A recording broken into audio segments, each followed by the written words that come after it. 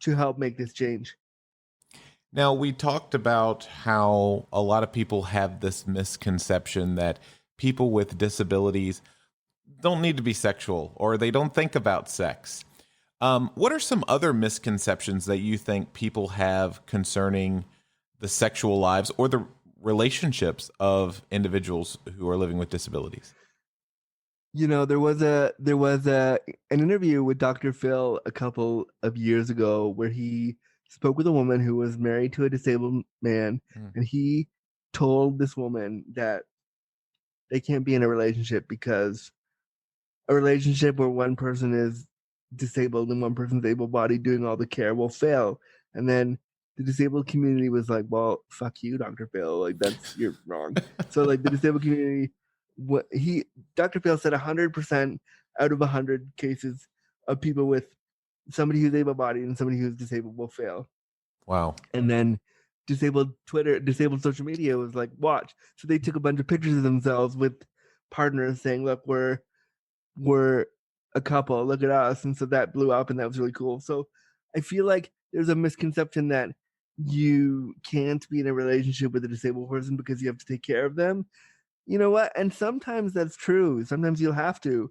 But if you love somebody and you want to be in a relationship with them, isn't that what you would do anyway? Right. So, like, that's a misconception. I think also the misconception is that the disabled person can't satisfy you.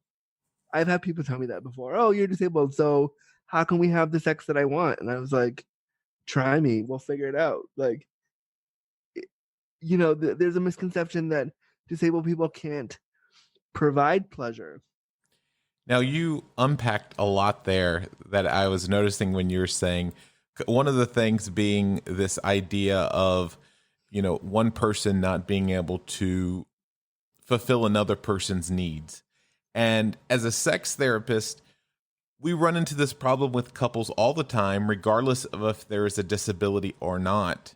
What is your suggestions for ways couples can, work on this and to communicate more effectively to meet each other's needs sexually?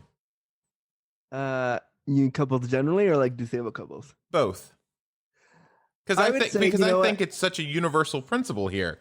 I mean, I think this is something that all couples face, regardless of their limitations. And as even couples who start out early on, as time goes by and life progresses, sometimes obstacles or situations occur, whether it's health or illnesses or disabilities, later present themselves. And a lot of times these couples are struggling because they haven't mastered any core concepts in the very beginning of communication and pleasure. Yeah, I mean, the first thing I'll say to that is hold under your hats. Everyone is going to become disabled at some point in their Right, lives. right. So it's coming for you, whether you're ready for it or not. So just, I mean, be ready. We need to start having these conversations now before before the majority of us become disabled so we know how to talk about it. But I think, not to sound too cliche and too like sound bitey here, but I think communication is key.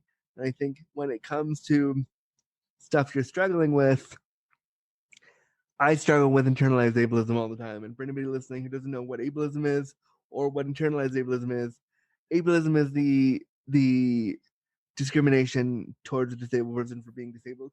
Internalized ableism is when you take those messages and you turn them in on yourself as a disabled person, which I do all the time, every single day.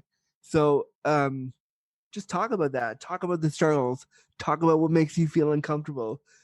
If you're the partner of a disabled partner and you're able-bodied, talk about your own ableism. Confront that with them. Put it out in the open, not in a aggressive, bad way, but just say, "I'm feeling this way, and I need to talk about it," because I think the more we talk about ableism and the more we discuss what it actually feels like in our relationships, it'll change a lot of the viewpoints people have about sex and disability. And yeah, it's okay to be scared of me as a disabled person sexually and be worried you're going to hurt me and be worried that I can't pleasure you, but you need to tell me that so I can help dispel that myth and make you feel more at ease.